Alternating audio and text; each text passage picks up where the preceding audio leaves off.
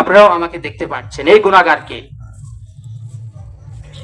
তো যদি হায়াতে আল্লাহ পাক বাঁচিয়ে রাখে কোনোদিন না কোনোদিন বা কখনো না কখনো দেখা হয়, ঠিক কিনা?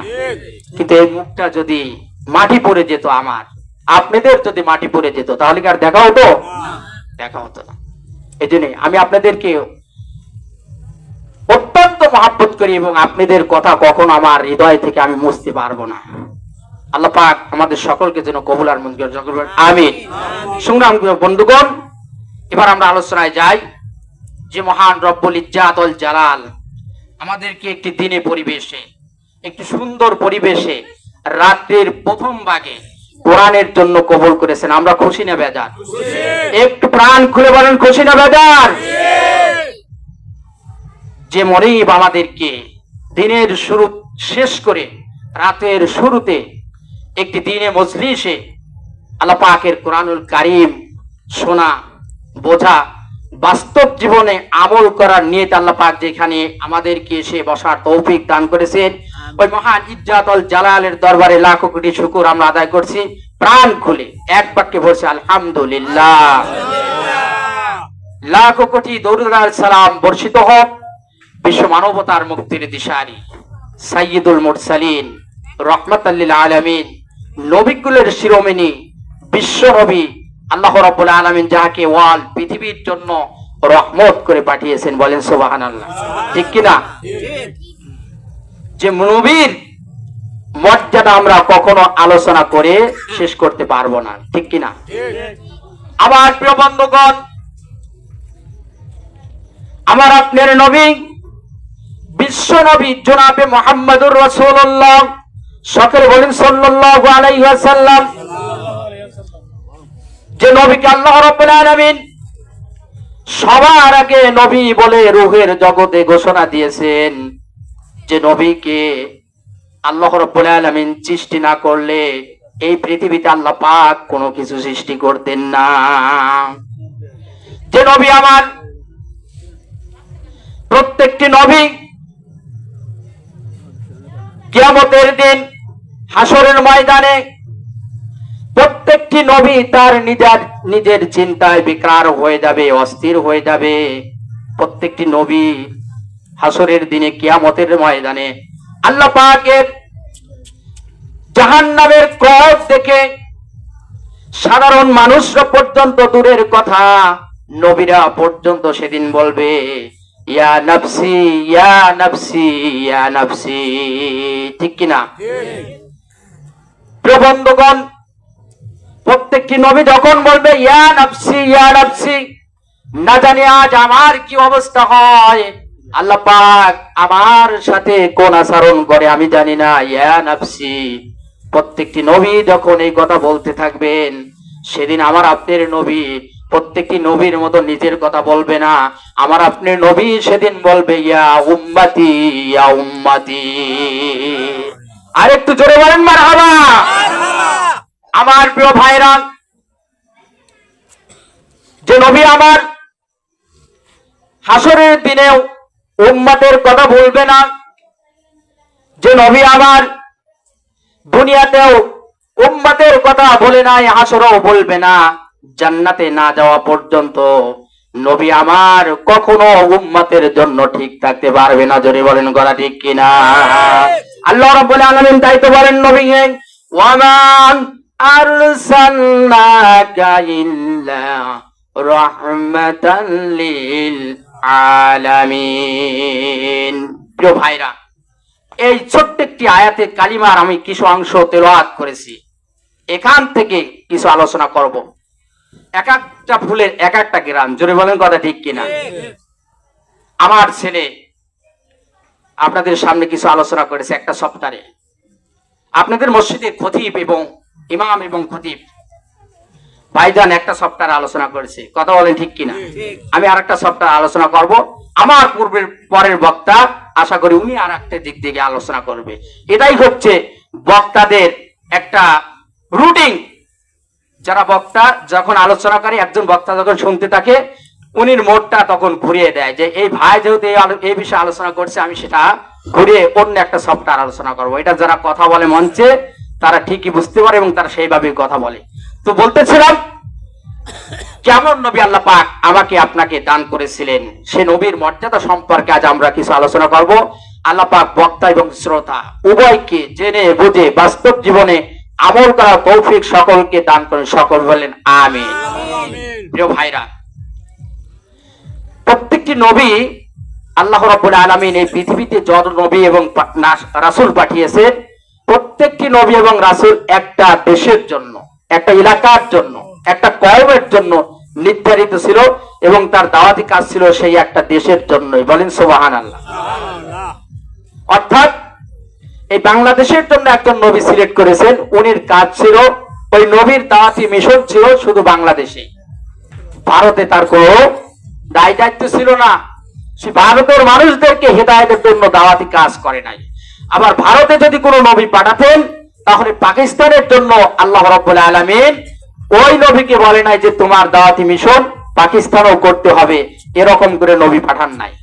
অর্থাৎ প্রত্যেকটি নবী এবং রাসূলের দাওয়াতি কাজ ছিল একটা এলাকা ভিত্তিক, একটা জায়গা ভিত্তিক, একটা কওম ভিত্তিক।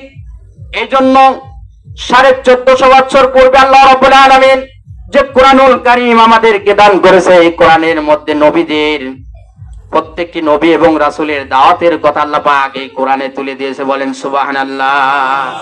আমার প্রিয় বন্ধুগণ, এই জন্য প্রত্যেকটি নবী এবং রাসূল তার উম্মতদেরকে ইন্ডিকেট করে দাওয়াত দিয়েছেন একটা কওমের জন্য, একটা জাতির জন্য। প্রত্যেকটি নবী এবং রাসূল বলেছেন ইয়া কওমি ইবুদুল্লাহা মা লাকুম মিন ইলাহিন গায়রু। ও আমার উম্মতেরা, ও আমার জাতি, ও আমার কওম, তোমরা এক আল্লাহর ইবাদত করো, যে আল্লাহ ছাড়া কোনো মাবুদ নাই।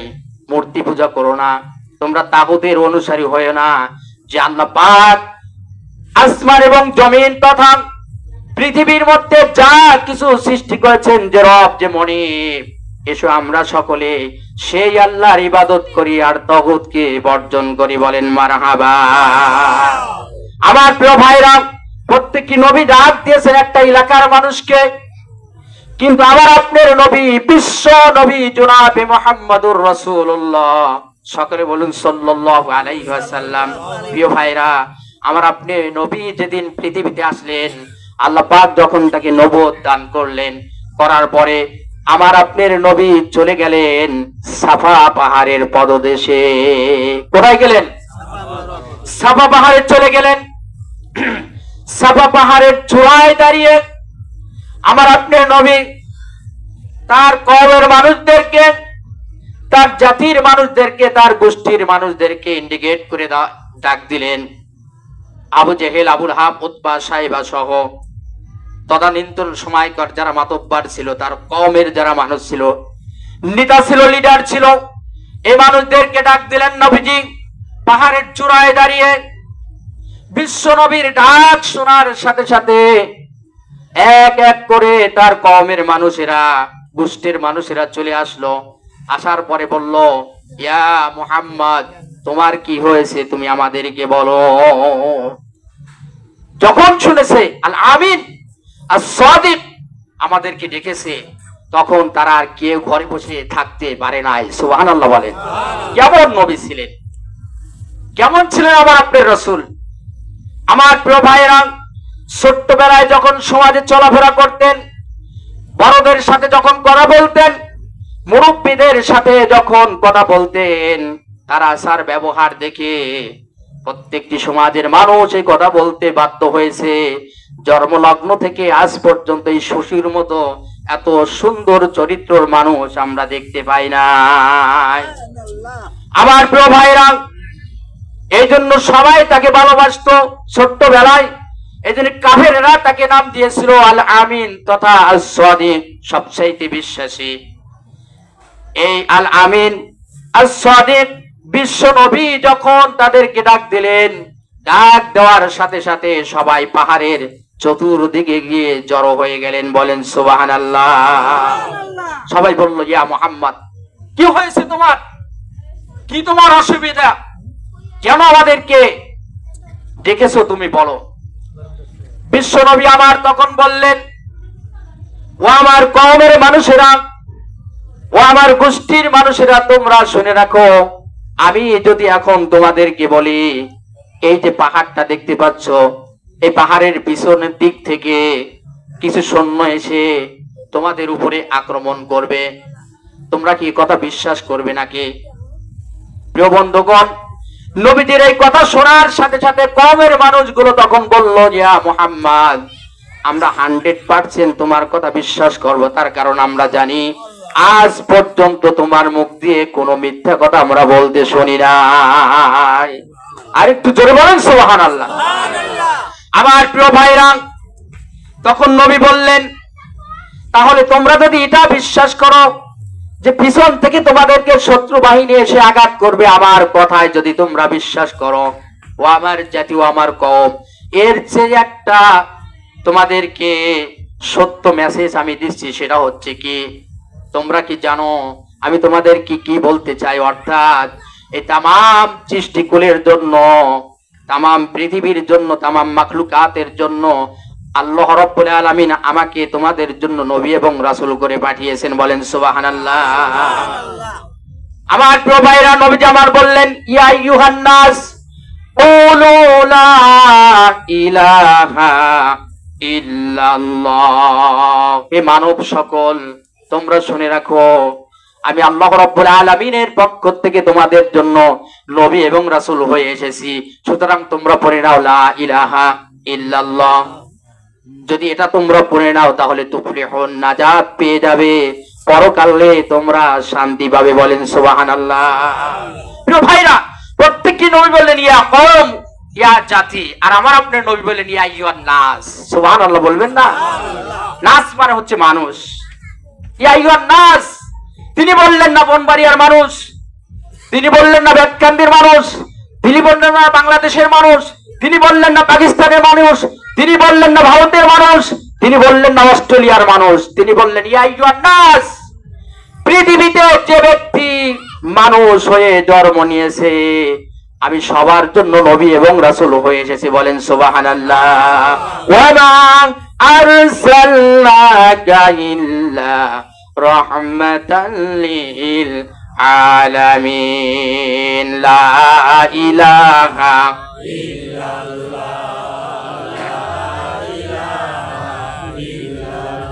মুহাম্মদ, লা ইলাহা লা ইলাহা পাইলে নিরালাই গো নবী, পাইলে নিরালাই, পাইলে নিরালাই গো নবী, পাইলে নিরালাই।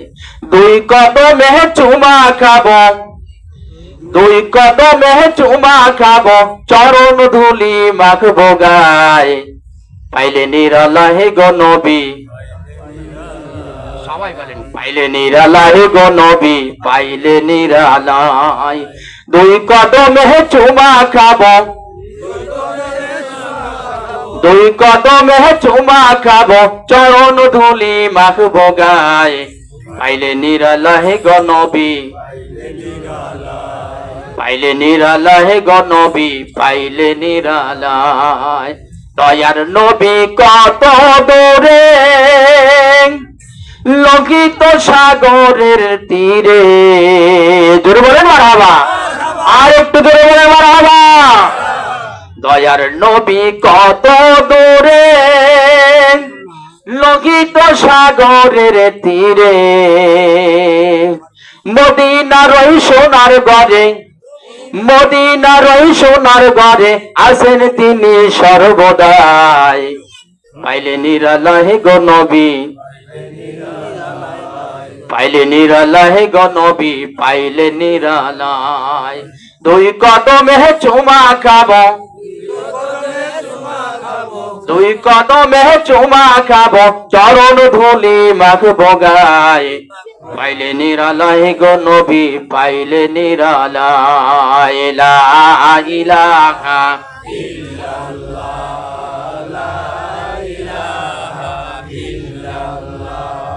লা ইলাহা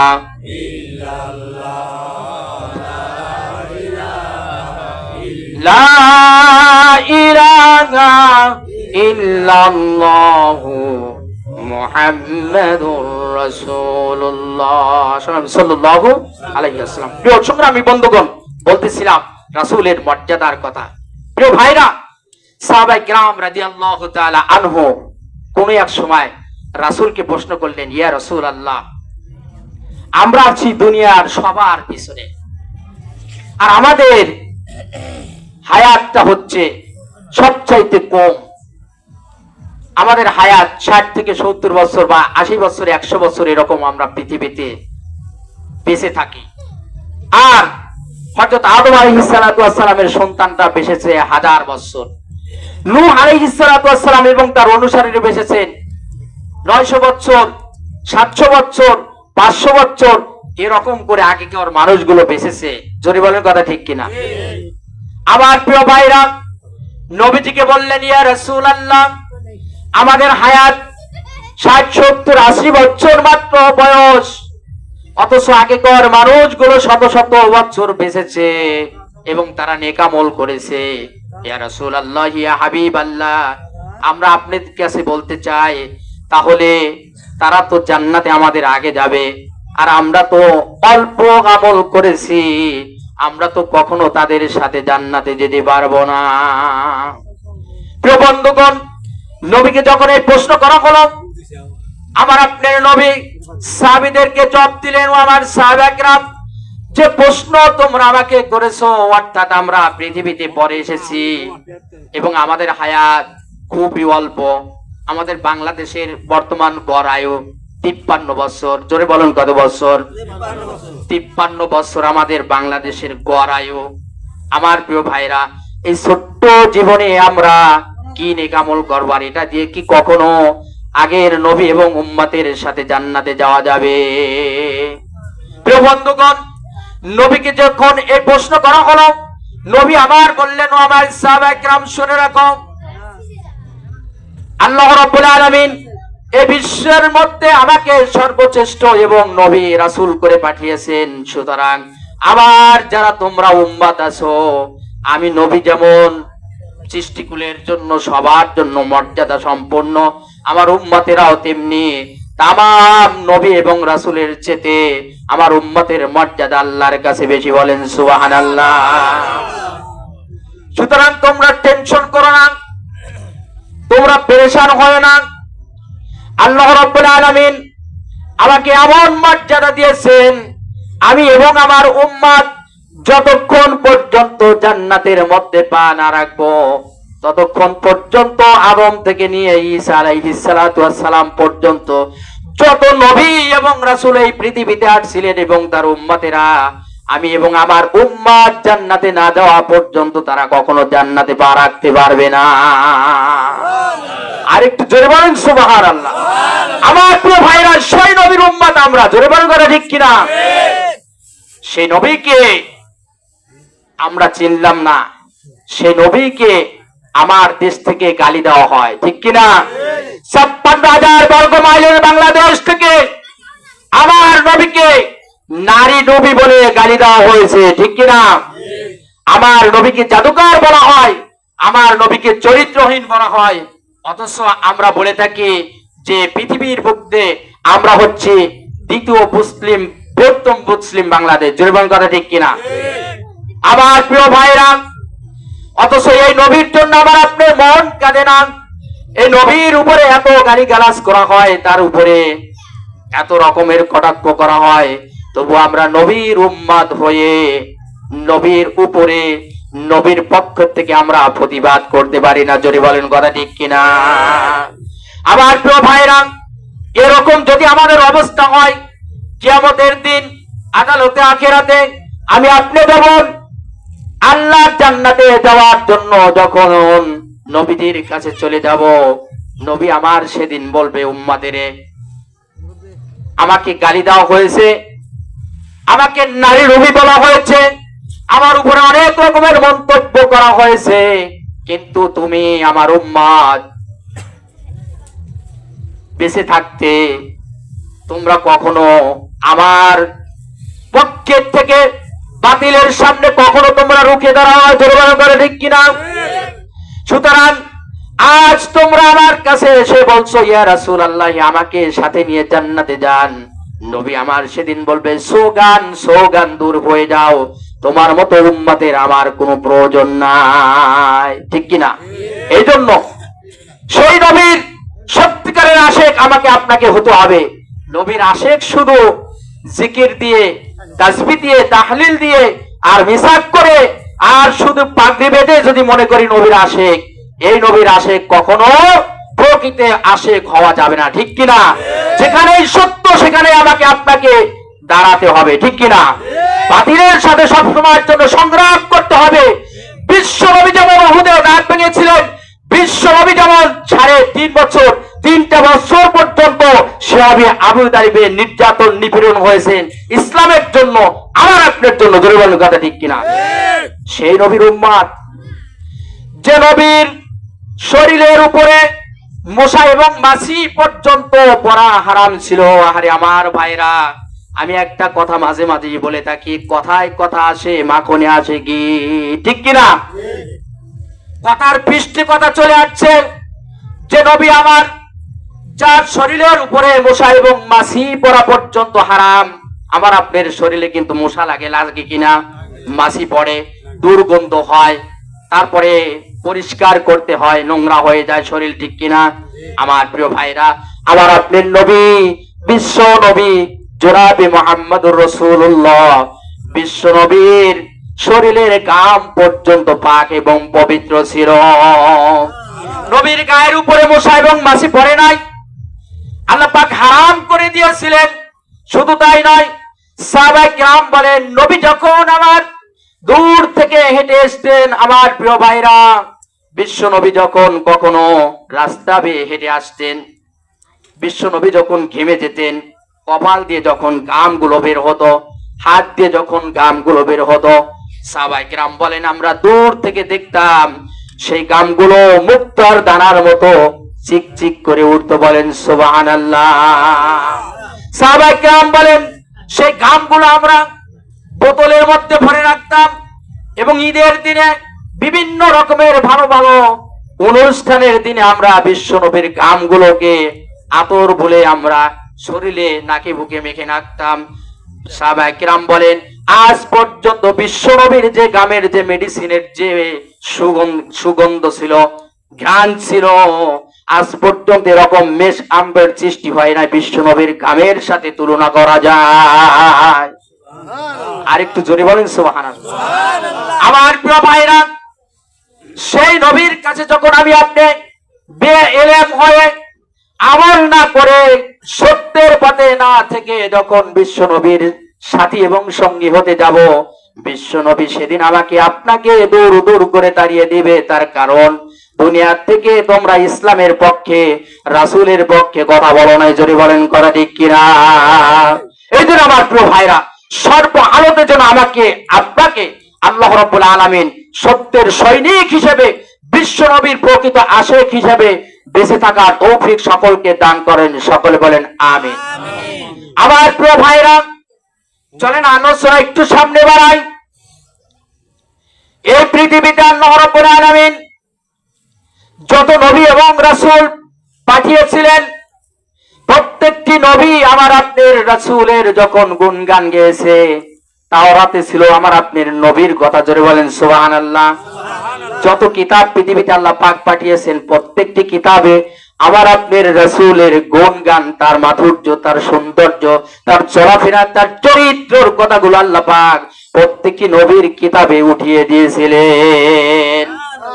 এই জন্য প্রত্যেকটি নবী যখন তাদের কিতাব পড়তেন আর বিশ্ব নবীর মর্যাদা যখন তারা জানতেন সেই কিতাবের মধ্যে, তখন বলতেন রব্বুল আলামিন আমাকে যদি এই জামানার পয়গাম্বার করে না পাঠাইয়া ওই নবীর, বিশ্ব নবীর উম্মত করে যদি আমাকে পাঠাইতে, তাহলে আমার জীবনটা ধন্য হয়ে যেত। তাহলে চিন্তা করে দেখেন, আর আমরা না চাইতেই সেই নবীর উম্মত হয়েছি, সুবহানাল্লাহ বলবেন না? আমরা কি চেয়েছিলাম যে আল্লাহ তুমি আমার এই নবীর উম্মত করো? আমরা কি চেয়েছিলাম? না চাইতেই আল্লাহ পাক আমাকে আপনাকে বিশ্ব নবীর উম্মত করে পাঠিয়েছেন, যে নবীর উম্মত হওয়ার জন্য নবী রাসূল পর্যন্ত আল্লাহর কাছে কি করেছেন? জোরে বলেন, কি করেছেন? ফরিয়াদ করেছেন, দোয়া করেছেন। কারো দোয়া কি কবুল হয়েছে? একজন নবীর দোয়া কবুল হয়েছে। বলেন তো সেই নবীর নাম কি? বলা যাবে কি? একজন নবী। প্রত্যেকটি নবী বলেছেন মুহাম্মদ সাল্লাল্লাহু আলাইহি ওয়াসাল্লামের উম্মত যদি আমাকে করতে জীবনটা ধন্য হয়ে যেত। আল্লাহ পাক কোন নবী রাসূলের কথা, কোন নবী রাসূলের দোয়া কবুল করেন নাই। একজন নবীর, একজন রাসূলের দোয়া কবুল করেছিলেন, তিনি হচ্ছেন হযরত ঈসা আলাইহিস সালাতু ওয়াস সালাম। ঠিক কি না? ঠিক। ঈসা আলাইহিস সালাতু ওয়াস সালাম দোয়া করলেন, রব্বুল আলামিন এই নবীর উম্মত আমি হতে চাই, এই জামানার নবী আমি হতে চাই না। আল্লাহ পাক কারো দোয়া কবুল করেন নাই, হযরত ঈসার দোয়া আল্লাহ পাক মঞ্জুর করে নিলেন। আমরা জানি ঈসা আলাইহিস সালাতু ওয়াস সালাম কি মরছে? না, মারা যায় নাই। তাকে যখন শুলে বিদ্ধ করা হয়েছিল, শুলের থেকে আল্লাহ রাব্বুল আলামিন তার কুদরতি কারিশমার মাধ্যমে, ফেরেশতার মাধ্যমে আল্লাহ রাব্বুল আলামিন চতুর্থ আসমানে নিয়ে হযরত ঈসা আলাইহিস সালাতু ওয়াস সালামকে আজও জীবিত রেখে দিয়েছেন। সুবহানাল্লাহ বলেন। কিয়ামতের আগে ইমাম মেহেদীর পরে হযরত ঈসা আলাইহিস সালাতু ওয়াস সালাম আমার আপনার মতন মানুষ হয়ে, অর্থাৎ বিশ্ব নবীর আর তখন নবী নাই, তিনি তখন রাসূল নাই, আমার আপনার নবী এবং রাসূলের উম্মত হয়ে কিয়ামতের আগে আবার হযরত ঈসা আলাইহিস সালাতু ওয়াস সালাম এই জমিনের উপরে আরোহণ করবে। বলেন সুবহানাল্লাহ। সেই নবীর উম্মত আমরা, সেই নবীর উম্মত আমরা। প্রিয় ভাইরা, হাসরের ময়দানে একজন নবী আল্লাহর কাঠগড়ায় দাঁড়িয়ে যাবেন, হিসাব দিতে পারবেন না। তিনি হচ্ছেন হযরত নূহ আলাইহিস সালাতু ওয়াস সালাম। নূহ আলাইহিস সালাতু ওয়াস সালামকে আল্লাহ রাব্বুল আলামিন হাসরের ময়দানে এই কোরআনের মধ্যে আছে। আমি কিন্তু আমার আপনাকে, আপনাদেরকে আমি আমার বাবার বানানো গল্প কিন্তু বলছি না, এই কোরআনের কথা বলছি। ছোট ভাই, কিসের কথা বলছি? কোরআন থেকে কথা বলছি। হযরত নূহ আলাইহিস সালাতু ওয়াস সালাম হাসরের ময়দানে ঠেকে যাবেন, জবাব দিতে পারবেন না। আল্লাহ রাব্বুল আলামিন বলবেন, নূহ রে, তোমাকে আমি 950 বছর হায়াত দিয়েছিলাম। কত বছর? প্রিয় ভাই একটু চিল্লায় বলেন, কত বছর? 950 বছর। চারটিয়ানি কথা। 950 বছর আল্লাহ পাক হযরত নূহ আলাইহিস সালাতু ওয়াস সালামের হায়াত দিয়েছিলেন। রব্বুল আলামিনের কাঠগড়ায় দাঁড়িয়ে যাবেন, আল্লাহ পাক বলবেন, নূহ রে, 950 বছর আমি তোমাকে হায়াত দিয়েছিলাম, এই 950 বছর তুমি কোন কাজে ব্যয় করেছো? তোমার উম্মতদেরকে তুমি ডেকেছো নাকি? আমার দাওয়াতে কাজ করেছো নাকি? আমার দ্বীন প্রতিষ্ঠা করার লক্ষ্যে তুমি কাজ করেছো নাকি? আজ আমার কাছে জবাব দাও। হযরত নূহ আলাইহিস সালাতু ওয়াস সালাম বলবেন, রব্বুল আলামিন 950 বছর আমাকে হায়াত দিয়েছিলে, আমি 950 বছর পর্যন্ত তোমার অর্ডারে, তোমার জমিনে আমি আমার উম্মতদেরকে দেখেছি। এবার আল্লাহ রাব্বুল আলামিন নূহের উম্মতদেরকে ডাকবে, তোমরা সামনে চলে আসো। নূহের উম্মতেরা সবাই চলে আসবে, বলবে যে তোমাদের সামনে কি কোন নবী গিয়েছিল নূহ আলাইহিস সালাতু ওয়াস সালাম? তিনি কিভাবে দাওয়াতি কাজ করেছেন তোমরা একটু আমাকে বলো। আমার প্রিয় বন্ধুগণ, নূহ আলাইহিস সালাতু ওয়াস সালামের অনুসারীরা তখন বলবে, দেখেন কি 950 বছর দাওয়াতি কাজ করার পরে হযরত নূহ মাত্র 40 থেকে 80 জন মানুষকে আল্লাহর রাস্তায় আনতে সক্ষম হয়েছিলেন। কতজন? জোরে বলেন, কতজন? বয়স পেছে কত বছর? 950 বছর দাওয়াতি কাজ করে তার অর্কার হয়েছে, তার কর্মী হয়েছে মাত্র কয়জন? 40 থেকে 80 জন। এই মানুষগুলোকেও যখন প্রশ্ন করা হবে তখন তারা স্কার্ট কথা বলে দিবে। আল্লাহ পাক বলবে, নূহ নামে তোমাদের সামনে কি কোনো নবী গিয়েছিল? তখন তার অনুসারীরা বলবে, রব্বুল আলামিন আমাদের সামনে নূহ নামে কোন নবী অথবা কোন নবী আমাদের কাছে দাওয়াতি কাজের জন্য আসে নাই। 40 থেকে 80 জন মানুষ দাওয়াত গ্রহণ করেছিল পৃথিবীর বুকে। এই মানুষগুলো বলবে যে না, আমাদের কাছে কোনো নবী আসে নাই। নবীর অবস্থা খারাপ হয়ে যাবে। আল্লাহ পাক নূহকে ডেকে বলবে, নূহ রে, তুমি বললে 950 বছর পর্যন্ত তোমার দাওয়াতি কাজ আমি ভালোভাবে করেছি, কিন্তু তোমার একজন ওয়ার্কারও তো তোমার জন্য দাঁড়ায় না, তোমার জন্য তো সুপারিশ করে না নূহ রে, তাহলে কেমন হয়ে গেল? সুতরাং আমি আল্লাহ পাক তোমাকে বলছি, নূহ রে, এই হাসরের ময়দানে তুমি তোমার জন্য সাক্ষী নিয়ে আসো। যদি তা না নিয়ে আসো তাহলে কিন্তু তোমার খবর হয়ে যাবে। প্রিয় ভাইরা, চিন্তা করে দেখেন, একজন নবী, একজন রাসূলের উপরে কত বড় হুমকি, আর আমি আপনার জীবনটা কোন বায়ে অতিবাহিত করছি, ঠিক কিনা? একজন নবীকে আল্লাহ পাক রেড সিগন্যাল দিবে যে তুমি তোমার সাক্ষী নিয়ে আসো, যদি না নিয়ে আসো তাহলে কিন্তু কি অবস্থা হবে আল্লাহই ভালো জানে। প্রিয় ভাইরা, নূহকে যখন আল্লাহ পাক বলবে তোমার জন্য তুমি সাক্ষী গ্রহণ করে নিয়ে আসো, সাক্ষীগুলো নিয়ে আসো, আমার প্রিয় বন্ধুগণ, তখন আল্লাহ পাক বলবে, নূহ রে, তোমার সাক্ষীকে? বিশ্ব নবী তখন বলবে, রব্বুল আলামিন, আজ আমার জন্য সাক্ষী হচ্ছে বিশ্ব নবী এবং তার উম্মতেরা। বিশ্ব নবী জনাবে মুহাম্মদুর রাসূলুল্লাহ সাল্লাল্লাহু আলাইহি ওয়াসাল্লাম।